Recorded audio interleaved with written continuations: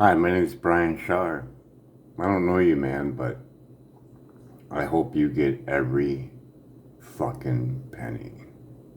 Buy a bottle of wine. He says without warning, two plainclothes detectives with the Brooklyn North Narcotics Unit grabbed him, told him he was under arrest. They then began to use force, throwing punches and at one point even kicking him. The cops were participating in an undercover crack cocaine sting, but they had the wrong guy. Now, Brown wants to make the NYPD pay enough money so that the cops are deterred from this kind of behavior. He and his legal team also want institutional change, including a hit to the police pension fund when something like this happens. Here is Timothy Brown talking about the assault.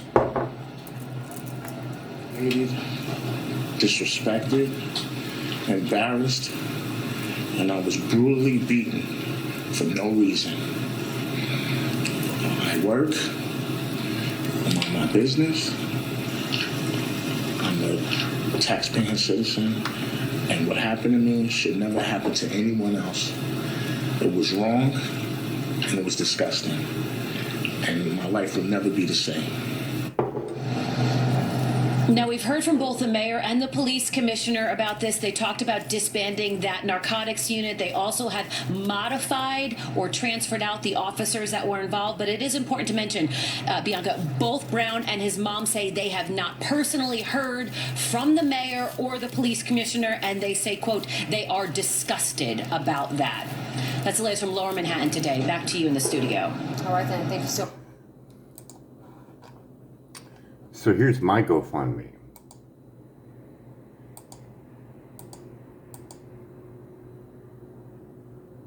That's me with the mayor right before my arm got broken by the police. And then when I went to go ask him for help, crickets. That's the letter that I used to get out of the institution that they threw me in with a humerus fracture with no care for my arm. I had to rip off my t-shirt and use it as a sling. Yeah. This paper was written out at 12 p.m. It says a.m. on the sheet, but, you know, writing it with a broken arm and being all fucking what the hell's going on. Court was at 1 o'clock. When I got seen by the 3 doctors, the officers withdrew their court hearing to keep me in there for 6 months. I'm electric sensitive. This is a letter from Samuel Milham, the author of Dirty Electricity. You can see up here on the shoulder, that is the man's boot print, the officer's boot print. This is all purple underneath here. It may not be coming through on the camera. And these are all swollen. So when he broke it and I didn't respond, he wasn't too happy with that. So he decided to twist my broken arm to try to get me to scream or holler. I didn't do any of that. The people that were there signed their statements as well. It's located somewhere on here. But the thing that caught me the most is what you said in another interview where you said you will never recover from this. I'm going to say probably going to take some time. Even for me it did. But there was a man that made it a little bit easier. Made me make sense of why the officers acted so demonic and so strange.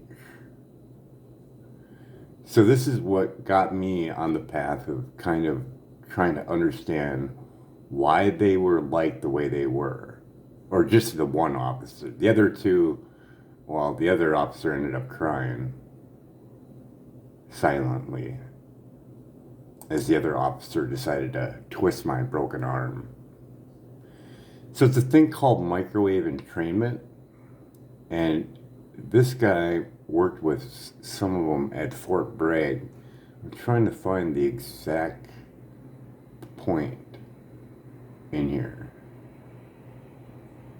But there was a problem with the Tetra headset. I think last year or the year before. The questions always come around to Tetra, and they always come around to aggressive behaviour from the police since they started using Tetra. And I have the government documents that say this can cause neurological damage, this can cause cancer, this can cause aggressive behaviour and personality changes. This was at the beginning of the experiment, and the experiment with Tetra is not due to finish until 2018. So it's an experimental system. The United States one was quite interesting. It was to do with special forces. Probably 5 or 6 years ago, they came back from a mission, and of the 6 or 8 gentlemen that were in the special forces, 5 of them, I believe, went home. I think it was 5 or 6 went home and severely beat their wives or children or both, where some of the wives died, some ended up in hospital, but they were severely beaten. And it was believed that the communications apparatus they were using was in training the brain and stimulating violence. And this was Fort Bragg.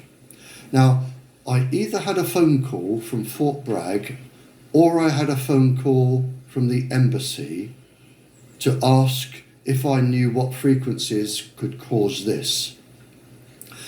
Because I ended up talking to each. And I said, don't tell me, I will tell you what frequencies they have been using. Now, the Special Forces don't just hold them up, they're on permanently. So we're talking massive entrainment, far beyond what the ordinary person would suffer. But it induced such a level of entrainment and violence. So I told them what frequencies I believed they would be using. I sent them documentary evidence, and the whole thing was hushed over, and it was on the news, but then they obviously, I would imagine, changed the frequency.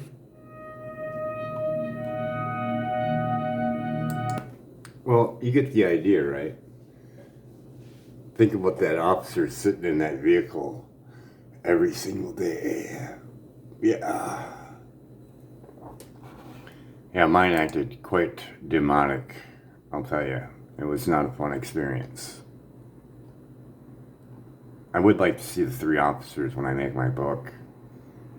That one officer that was holding my left arm, he just had tears rolling down his arms, or down his face. He had his hands over my arm, and after the other officer decided to twist my other one, he let go of my arm. I could have hit the officer.